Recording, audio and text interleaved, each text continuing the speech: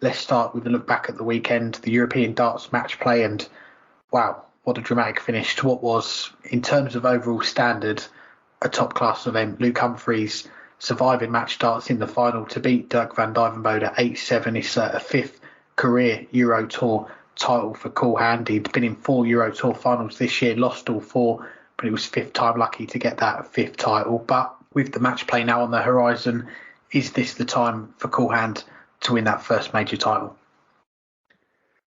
I think there's every chance that it is. But, we've also been saying that for some time now, over the last couple of years, especially the last year and a half.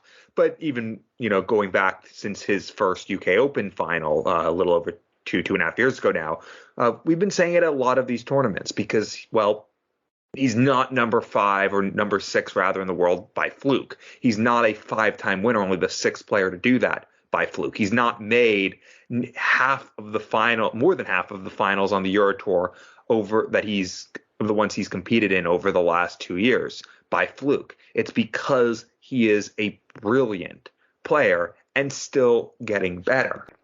He won 4 of these last year, but I don't think he ever in any of those was impressive as he was up until the final in this one. Second round, his first match, he only averaged 97, but he wasn't really pushed in that match, won at 6-1. After that, 109, 109.5, 105.5 in the last 16 quarters and semifinals. In his first 4 matches, 58.1% on the double. That is not just world class. That is just brilliant. Yes, he regressed in the final. And as he said about 6 times in the interview, it just ran out of steam, and it looked like both of them did. And that's, acceptable and understandable. 1, it's been a long night. 2, he was in the bottom half of the draw, so he had played in 3 of the last 4 matches. His quarterfinal was the last quarterfinal. Then he was off for the first semifinal, played the second semifinal and the final. So he had just played 3 matches in the span of an hour and a half, 2 hours. It's understandable that he did run out of steam in that final and managed to get over the line, got a little lucky in getting over the line, which we'll come to in the next question when we talk about Dirk van Dijvenbode.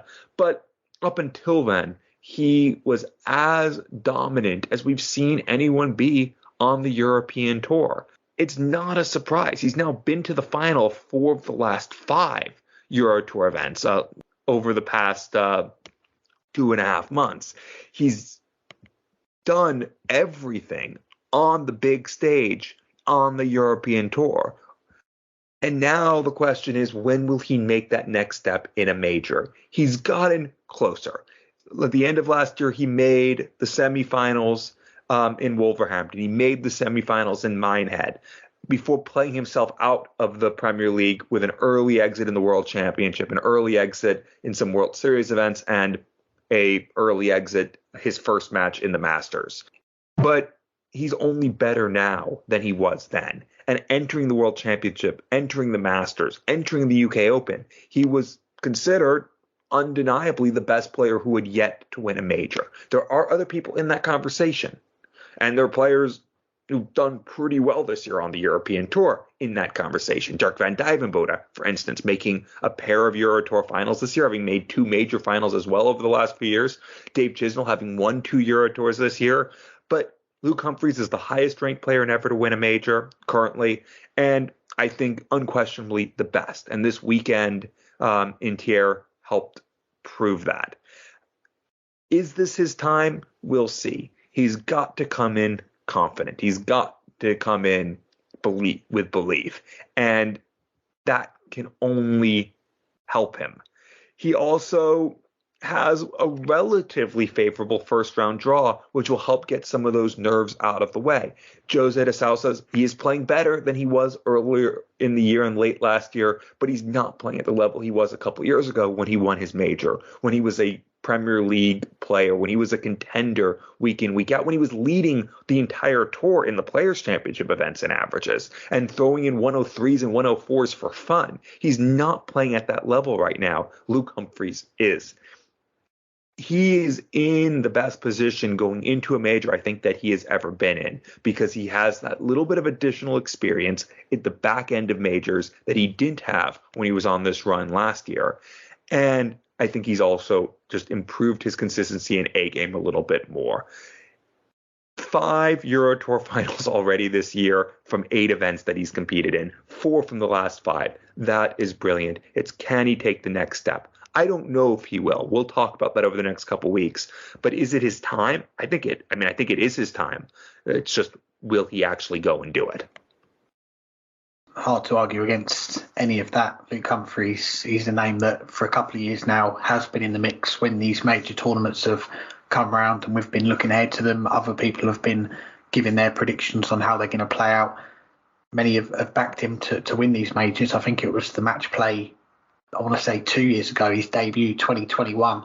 I was predicting there was going to be another debut winner following on from Dimitri van den Berg in 2020. That didn't quite pan out in the end, but just looking at the odds for this World Match Play coming up, it's not often that we can point to a title sponsor for a darts tournament these days, but Betfred are the sponsors for the World Match Play. Luke Humphries, before the draw was made, I think he's still around the same odds, 14-1 to win the tournament, and that's the best of the rest. You've got Michael Smith was the favourite, 4-1. Then you've got Going Price, Michael van Gerwen at 9-2. So even the bookmakers themselves are saying that Luke Humphries, if it's not going to be one of those, I don't know if we want to call it a big three in darts, if it's not one of those three, then the next most likely to do it is Luke Humphries. And fair to say that he is playing well enough. And so I was having a look through the stats on Darts Oracle before we started, and I wanted to look at not a big size of data looking at the whole of this year, but I wanted to go back to the last 3 months, and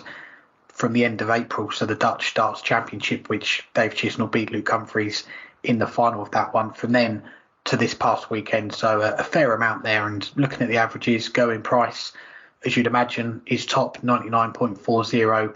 Then you've got Luke Humphries 98.77. And if you take out Gian Van Veen's development tour results, which are included in that, then Gian, he'd be second, 98.89. And after the weekend that he just had, definitely deserves a mention for how well he played getting to another quarter-final. But in terms of Luke, right in the mix there in how well players are playing at the moment.